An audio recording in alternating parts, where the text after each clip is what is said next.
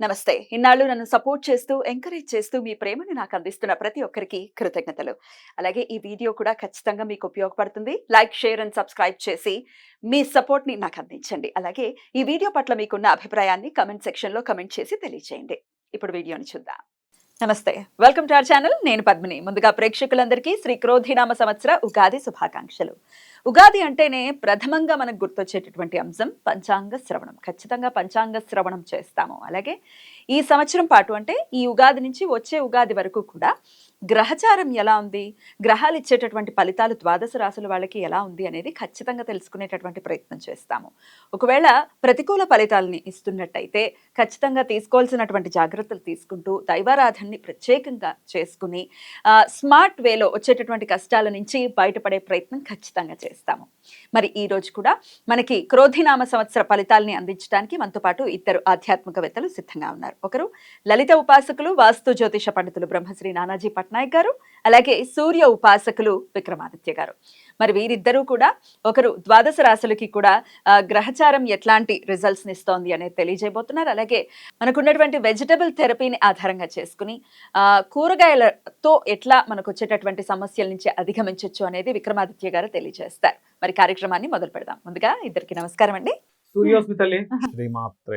ముందుగా మీ ఇద్దరికి క్రోధినామ సంవత్సర ఉగాది శుభాకాంక్షలు.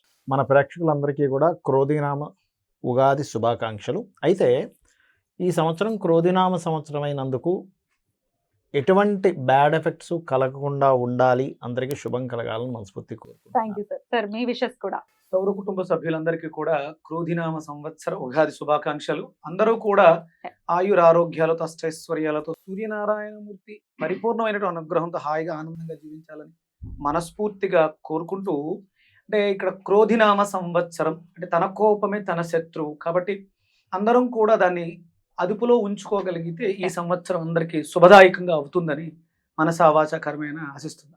Thank you so very much. Last time కూడా మీ ఇద్దరు కాంబినేషన్ లో చేయటం జరిగింది శోభకృత్ నామ సంవత్సరం. అయితే శోభకృత్ నామ సంవత్సరం మనందరికీ తెలిసిందే ఎంత శోభాయమానంగా సంవత్సరం మొత్తం వెళ్ళిందో. ఎందుకంటే రామచంద్ర ప్రభుకి అక్కడ ఆయన ఇంటికి ఆయన తిరిగి వచ్చేసినటువంటి సందర్భం ఉంది. శోభకృత్ నామ సంవత్సరం నిజంగానే అద్భుతమైనటువంటి నామ సంవత్సరం. అయితే ఈ పేరు చూస్తే ఒకంత వెన్నులో నుంచి ఒక వణుకు పుడుతోందా అని అనిపిస్తోంది. ఎందుకంటే ఈ క్రోధం ఉండకూడదనే కదా, క్రోధాన్ని ఖచ్చితంగా జయించాలి కదా. మరి ఇదేమన్నా ఈ సంవత్సరం ఆ నామానికి ఏమైనా సార్థకత ఏమైనా చేసుకుంటుందా sir? What is your opinion? ఖచ్చితంగా. ఎందుకంటే మనం జనవరిలో న్యూ ఇయర్ ఫలితాలు చెప్పేటప్పుడే ఫిబ్రవరి నుంచి ఇక్కడ మనం ప్లానటరీ పొజిషన్స్ కూడా వేసింది. అందుకే ఈ కుజుడు అంటే గొడవలకు కారకుడు, రవి అంటే అధికారానికి కారకుడు, వీళ్ళిద్దరికీ శత్రుగ్రహాలు అంటారు వీటిని. అంటే వీళ్ళిద్దరు నిజంగా శత్రువులను కాదు, different energies, fiery energy, cold energy. రెండు దగ్గర ఉంటే ఎలా ఉంటుంది? ఇప్పుడు చూడండి, మనం ఏదైనా పెనం మీద వాటర్ వేసాము, చిర్రమంటుంది. అలా ఈ డిఫరెంట్ ఎనర్జీస్ కలయిక వల్ల ప్రకృతిలోని లోకాల్లో అంటే భూమి మీద నివసించేటువంటి జంతువుల మీద కావచ్చు, లేకపోతే మనుషుల మీద కావచ్చు, అధికారుల మీద కావచ్చు, దాని ప్రభావం ఉంటుందనే భావనతోనే ఏమండి ఇక్కడికి ఇది ఫిబ్రవరిలో ఎంటర్ అవుతుంది. ఫిబ్రవరి, మార్చ్, ఏప్రిల్ ఈ కాంబినేషన్ మే వరకు ఉంటాయి ఈ కాంబినేషన్స్. కాబట్టి ఫిబ్రవరి నుంచి గొడవలు అని చెప్పుకున్నాం, చాలా గొడవలు జరుగుతున్నాయి. మీరు బయట చూసినట్లయితే యుద్ధ వైఖరి పెరుగుతుంది. ఎందుకంటే క్రోధినామ సంవత్సరానికి అధిపతి కుజుడు.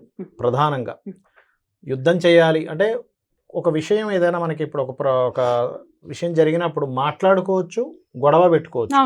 కానీ క్రోధినామ సంవత్సరానికి ఉన్నటువంటి కుజుడు అధిపతి అయినందుకు గొడవకే ఫస్ట్ ప్రయారిటీ ఇస్తారు, ప్రయారిటీ ఇస్తారు. ఎగ్జాక్ట్లీ. మీరు గమనించినట్లయితే చూడండి, ఇక్కడ ఇప్పుడు అంటే శుక్రుడు మనం ఇక్కడ వేసాం, బట్ ఇక్కడ తిరుగుతాడు, సంవత్సరం మొత్తంలో మారిపోతుంటాడని మనం వేయలేదు. పర్టికులర్గా మనం కుజుడిని, రవిని ఎందుకు వేసామంటే ఈ కలయిక ఉందని. అందుకే ఫిబ్రవరి నుంచి ఇప్పుడు జల ప్రదేశాల్లో హైజాక్లు అవ్వడం కానీ, లేకపోతే మనకి చూడండి బుధుడు మొన్న ఇక్కడ నిలిచిపడ్డప్పుడు కూడా గమనించినట్లయితే స్కామ్, దాని ఏమంటారు, షేర్ రిలేటెడ్ సంబంధించిన స్కామ్స్ అవ్వడం కానీ, షేర్స్ కారకుడు బుధుడు కదా. అందుకని ఏంటంటే అధికారులు మనం అసలు ఊహించినటువంటి మార్పులు ఇంకా చాలా ఉన్నాయి. అసలు ఇలా జరుగుతుందా, ఇలా జరుగుతుందా, అమ్మో ఇట్లాంటివి మనం ఇట్లా కూడా యాక్షన్ తీసుకుంటుందా, గవర్నమెంట్ కావచ్చు, పోలీస్ కావచ్చు, మిలిటరీ కావచ్చు, ఇట్లాంటిది కూడా యాక్షన్ తీసుకుంటుందా అనేటువంటిది జరుగుతుంది. అయితే ఇది నార్మల్ పీపుల్ మీద ఎంతవరకు ఎఫెక్ట్ ఉంటుంది అంటే జీవుడు బయట ఉన్నాడు. Hmm. ఇది ఒక బెనిఫిట్ ఇక్కడ. Hmm. ఎప్పుడు కూడా కాలసర్ప యోగంలో గ్రహాలు సంచరించేటప్పుడు జరుగుతాయి. అయితే ఇందులో యాజ్ పర్ నాడీ ఆస్ట్రాలజీ పరంగా జీవుడు అంటారు గురువుని. బయట ఉన్నందుకు కొంచెం జనాలు దానిలో నుంచి బయటకు వస్తుంటారు. Okay. ఈ గురువు కూడా లోపల ఉన్నాడు అనుకోండి. మనకి last time 3.5 years back Covid వచ్చింది. అప్పుడు గురువు కూడా లోపల ఉండి ఇక్కడ సంచరిస్తున్నాడు. అప్పుడు ఇక్కడ నీచబడి ఉన్నాడు అప్పుడు గురువు. ఇప్పుడు ఎంత భయానకమైన భయం, ఎందుకంటే జీవుడు కూడా నీచబడిపోయాడు కదా. Right. అందుకని జనాల మీద ఎఫెక్ట్ చూపించింది. ఇప్పుడు ఏంటంటే దేశాల మీద, అధికారుల మీద, యుద్ధ సంబంధించిన వాటి మీద, దీని మీద ఎక్కువ ఎఫెక్ట్ ఉంటుంది. Right. జనాలు కొంచెం దాని నుంచి బయటపడతారు. Right. కాకపోతే ఇక్కడ నేను చెప్పేది ఏంటంటే ఈ కాంబినేషన్ ఉన్నప్పుడు సహజంగా ఎక్కడైనా ఇరుక్కొని ఏ బాంబు పేలుల్లో ఇట్లాంటివి ఇరుక్కోకుండా ఉండాలంటే అమ్మవారిని తలుచుకోవడము, లేకపోతే సూర్యుల్లోనే అమ్మవారిని చూసుకుంటూ చేయడము, చండీ పారాయణం చేయడము, ఏదైనా ఒక శక్తి దేవత ఆలయాలు, ఆంజనేయ స్వామి టెంపుల్కి వెళ్ళడం, లేకపోతే సుబ్రహ్మణ్యేశ్వర స్వామి ఆలయానికి వెళ్ళడం చేయడం ద్వారా ఈ యొక్క పరిస్థితి నుంచి బయటపడతారు. తప్పకుండా సరే. ఇది అయితే కామన్ పీపుల్ కి ఎట్లాంటి రిజల్ట్స్ ఇస్తుంది అనేది మన మెయిన్ మోటో కూడా ఈ ప్రోగ్రామ్ చేయడానికి. ఎగ్జాక్ట్లీ. సో ఒక్కొక్క రాశి వైజ్ గా కూడా ఒకసారి మాట్లాడుకుందాం. అంతకన్నా ముందు క్రోధినామ సంవత్సరం మరి పేరు భయానకంగా ఉంది, అది డెఫినెట్ గా సార్థకం చేసుకుంటుంది అని అంటున్నారు. కాబట్టి వాట్ ఈస్ యువర్ ఒపీనియన్? ఆయన చెప్పినట్టు కుజుడు యొక్క ప్రభావం అధికంగా ఉంటుంది కాబట్టి కుజుడు అగ్ని నక్షత్రంగా తీసుకుని మేషాన్ని అగ్ని రాశిగా తీసుకున్నప్పుడు వృచ్చికం కూడా అంతే కదా సార్. ఆ వృచ్చికం కూడా వృచ్చిక మేషాలకు అగ్ని జల రెండు కలయిక కాంబినేషన్. ఇది ప్రధానంగా అంటే మనలో ఉండేటువంటి అగ్నితత్వాన్ని పెంచుతూ ఉంటుంది. దాన్ని శాంతింపజేసుకోవడానికి కుజుడికి ప్రధానంగా ఉన్నటువంటి కూరగాయలు మనం ప్రధానంగా తీసుకునేది బూడిద గుమ్మడికాయ గురించి మాట్లాడుతూ ఉంటాం. అంటే కడుపు మంట, కడుపులో మంట, ఇవి రెండు కూడా అగ్రెసివ్ అయ్యే అవకాశం ఉంటుంది. అంటే తన కోపమే తన శత్రువు అంటారు. క్రోధినామ సంవత్సరంలో విపరీతమైనటువంటి కోపతాపాలకి అవకాశం ఎక్కువగా ఉంటుంది కుజుడు ప్రధానంగా తీసుకోవడం. ఇప్పుడు మనం ఈ ఎపిసోడ్ మంగళవారం చేస్తున్నాం, మనకి క్రోధినామ సంవత్సరం కూడా మంగళవారం వస్తుంది. కుజుడు ఆధిపత్యం తీసుకోవడానికి ఇది కారణం అవుతుంది. అంటే సిమ్టమ్స్ నేచర్ మనకి చెప్తుంది, కొంచెం జాగ్రత్తగా ఉండండి. అంటే ఇప్పుడు మనం ఆ అగ్నిని తట్టుకోవాలంటే వరుణ దేవుడిని ఆశ్రయించాలి, అంటే చల్లదనాన్ని మనకి తీసుకోవాలి. అందులో గుమ్మడికాయ, బూడిద గుమ్మడికాయకు ఉన్నటువంటి తత్వం అగ్నితత్వం అయినా అది ఉష్ణైన శీతలం అంటారు. వేడితో సమింపై ఆవిరై వర్షంగా కురుస్తుంది. అందుకని ఇక్కడ మనం బూడిద గుమ్మడికాయని, బీరకాయ అంటే మనకి డయాబెటీస్ వ్యాధి పెరిగే అవకాశం ఎక్కువ ఉంది. అలాగే గ్యాస్ట్రిక్ ఎసిడిటీ సమస్యలు విపరీతంగా ఇబ్బంది పెట్టే పరిస్థితుల్లోనే ఆ గొడవ తత్వం వల్ల, అరవటం వల్ల, ఇప్పుడు మీరు ఒక పెద్ద గొడవ జరిగింది, ఆ గొడవ అయిపోయిన వెంటనే మనం భోజనానికి కూర్చుంటే ఆకలేదు, చచ్చిపోతుంది కదా, ఆకలి చచ్చిపోతుంది. అన్ని ఫీలింగ్స్ చచ్చిపోయి ఉంటాయి. అందుకని ఏంటంటే సందర్భానుసారం మనం గుర్తించాల్సింది అవసరం ఎంత ఉంది అని గుర్తించుకోవాలి. ఎక్కువగా ఈ సంవత్సరం అంతా కూడా బూడిద గుమ్మడికాయని ఆశ్రయించడం ద్వారా, బీరకాయని ఆశ్రయించడం ద్వారా మనం క్యాన్సర్ దగ్గర నుంచి ఎసిడిటీ స్టార్టింగ్ క్యాన్సర్ వరకు కూడా అన్ని రోగాలని మనం సమీప చేసుకునే అవకాశం ఉంటుంది. Beautiful sir. అయితే రాశి వైజ్ కూడా ఎవరెవరు ఏ రాశి వాళ్ళు ఏ వెజిటబుల్ థెరపీ హెల్ప్ తో ఎట్లాంటి సమస్యల నుంచి అధిగమించవచ్చు అనేది మీరు తెలియచేయండి. ప్రెడిక్షన్స్ ఆబ్వియస్ గా మీరు తెలియజేస్తారు కాబట్టి. సో ఇక క్రోధినామ సంవత్సరం మీన రాశి వారికి ఎలా ఉండబోతుందో ఇప్పుడు చూద్దాం. సార్ మీ ప్రెడిక్షన్ సార్. మీన రాశి వారి కన్నా చూసుకుంటే ఆదాయము, వ్యయము, రాజ్యపూజ్య అవమానాలు 11, 5, 2, 4 అండి. అంటే 11 ఆదాయము, 5 వ్యయం, కాబట్టి చక్కగా ఉంది. So no need to worry, happy, చాలా హ్యాపీ. అండ్ అలాగే 2, 4 ఇది మాత్రం కొంచెం చూసుకోవాలి. అంటే ఏమిటి, రాజ్యపూజ్యం 2 ఉంటే అవమానించే వాళ్ళ సంఖ్య 4 ఉంది. మరి దీన్ని ఎట్లా కంట్రోల్ చేసుకోవాలి, అసలు ఎందుకు ఇస్తారు ఇవన్నీ అంటే, మనం బాబు నువ్వు మాట్లాడేటప్పుడు జాగ్రత్తగా ఉండి, ఎక్కడ నువ్వు అవమానం చెందుతావో కాపాడుకోవాలి. కాబట్టి ఎందుకంటే ఏదైనా రిటర్న్ వస్తుంది, కానీ మాట ఒకటి అవమానం ఒకటి. మళ్ళీ లైఫ్లో ఎక్కడైనా మనం కంట్రోల్ చేసుకోవచ్చు ఏది, అవమానాన్ని, కానీ మాట అసలు వెనక్కి రాదు. అందుకే జాగ్రత్తగా మాట్లాడాలి. అయితే ఇక్కడ అవమానం కంట్రోల్ చేసుకోవాలి అంటే ఈ మీనం వారు శుక్ర ఆరాధన ఎక్కువగా చేయాలి. ఎందుకంటే అవమానం ఇప్పుడు కూడా 3-8లో ఉంటుందండి. దారిద్రము, అవమానాలన్నీ 3-8లో ఉంటాయి. కాబట్టి శుక్ర ఆరాధన చేసుకుంటూ ఉండాలి. రాజ్యపూజ్యం పెరగాలంటే ఇప్పుడు రాజ్యపూజ్యం అనేది దశమంలో ఉంటుంది. ఎందుకంటే దశమం అనేది మన వృత్తి, మనం ఏమిటి అనేది మనం చెప్పేది ఏమిటంటే మనం చేసే ప్రొఫెషనే.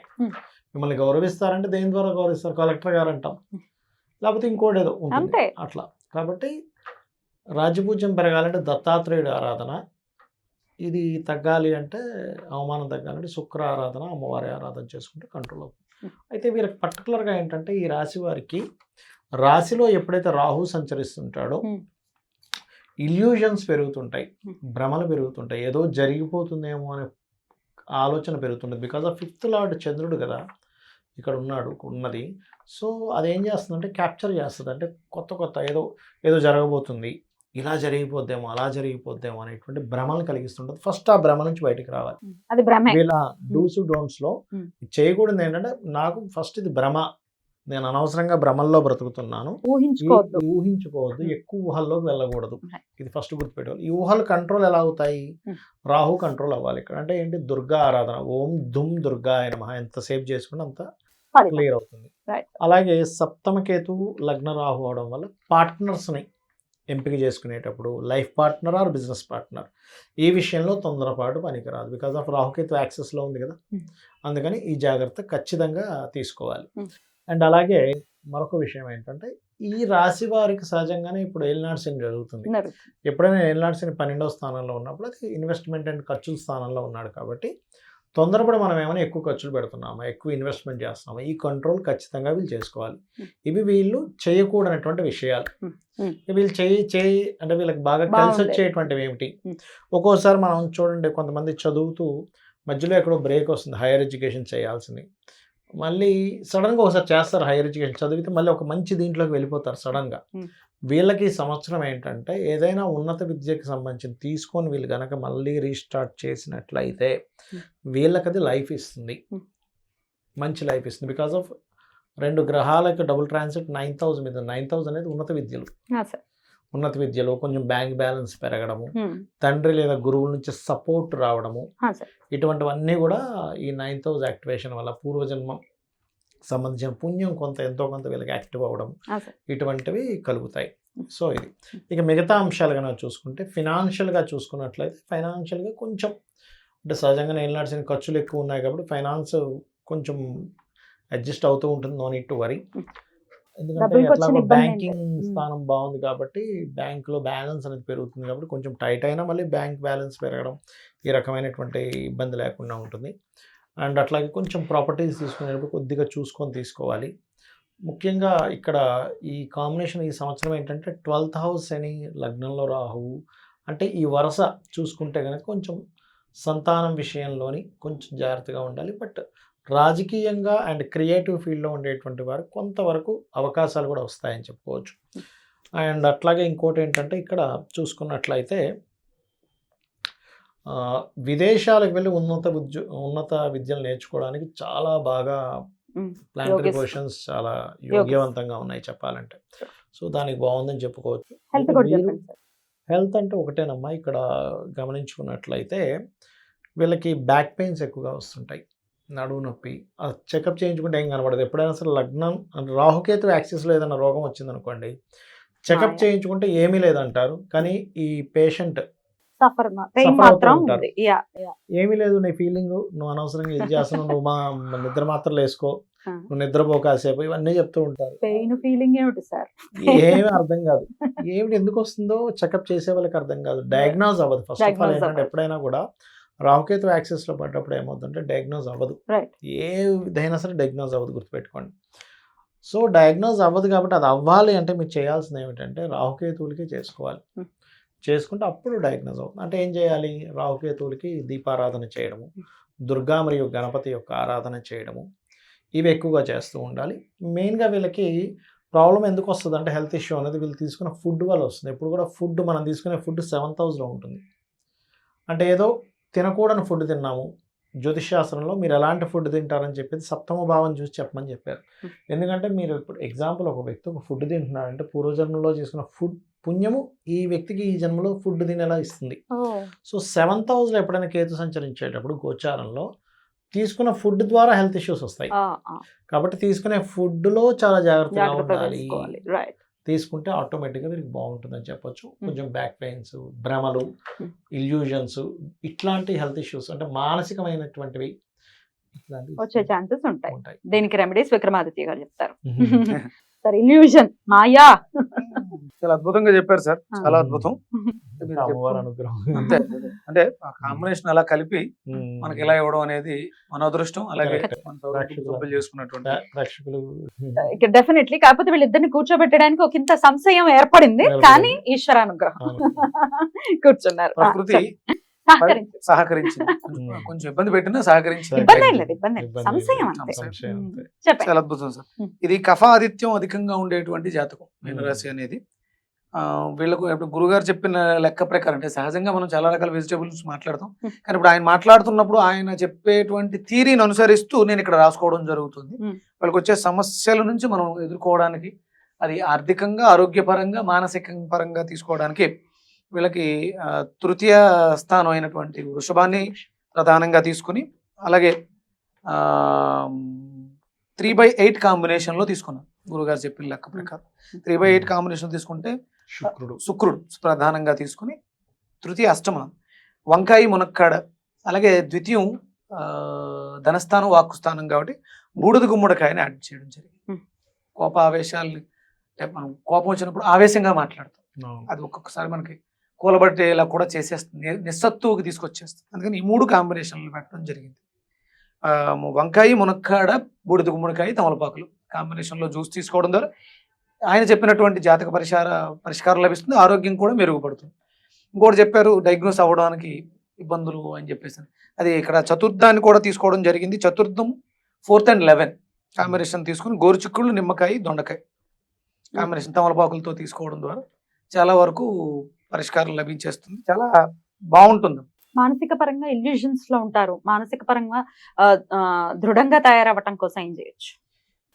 అదే మానసిక స్థితి, హార్మోనల్ ఇంబ్యాలెన్స్ Yeah. అక్కడ. అందుకని మనం నిమ్మకాయను కూడా తీసుకోవడం జరిగింది. లాభాధిపతి, లాభంలో ఉన్నటువంటి గ్రహాలు, శని యొక్క కారకత్వం ఆయన వ్యయంలో ఉన్నాడు కాబట్టి దానికి మనం నిమ్మకాయ తీసుకోవడం జరిగింది. అలాగే 7th కూడా ప్రాబ్లం గా చెప్పడం జరిగింది. అందుకని దొండకాయను కూడా కలిపి గోరుచిక్కుళ్ళు, నిమ్మకాయ, దొండకాయ కాంబినేషన్ అంటే 4th, 11th and 7th combination మనం ఇక్కడ రెగ్యులర్ గా తీసుకుంటూ తమలపాకులను కూడా వాడడం, నాడీ మండల వ్యవస్థ 4th బాగా యాక్టివ్ అవుతూ కంఫర్ట్స్ కానీ, డొమెస్టిక్ లైఫ్ కానీ ఇవన్నీ కూడా చాలా హ్యాపీగా ఉంటాయి. దానం కూడా చేసుకోవచ్చు. ఇవే దానం చెయ్యాలి. ఇవి దానం చెయ్యాలి, చేస్తే మనకు బాగుంటాం, అవతల వాళ్ళని కూడా మెరుగుపరచుకోవడానికి ప్రతి నెల మనం స్వయంపాక దానం పితృదేవతల కోసం చేస్తూ ఉంటాం కాబట్టి చేయాలి. ఇక సూర్య ఆరాధన, షష్టమ స్థానాధిపతి సూర్యుడు కాబట్టి సూర్య ఆరాధన విశేషమైనటువంటి ఫలితాన్ని ఇస్తుంది. మణిపద్మాయ నమః మంత్రం అంటే దీర్ఘకాలిక అనారోగ్యాల నుంచి ఆరోగ్య పరిస్థితులు, ఆర్థిక పరిస్థితులు, ఆరోగ్య పరిస్థితులను కూడా మెరుగుపరుస్తుంది. బ్యూటిఫుల్, అద్భుతం సార్. క్రోధినామ సంవత్సరం ఎలా ఉండబోతోంది, ద్వాదశ రాశుల వాళ్ళకి ఏమి జాగ్రత్తలు తీసుకోవాలనేది ఇద్దరు కూడా చాలా సవివరంగా అందించారు. అందుకు ప్రేక్షకుల తరపున ఇద్దరికి కృతజ్ఞతల్ని తెలియజేస్తూ thank you so very much. మరొకసారి మీ ఇద్దరికి కూడా ఉగాది శుభాకాంక్షల్ని తెలియజేస్తూ నమస్తే. సూర్యోదయం. నమః.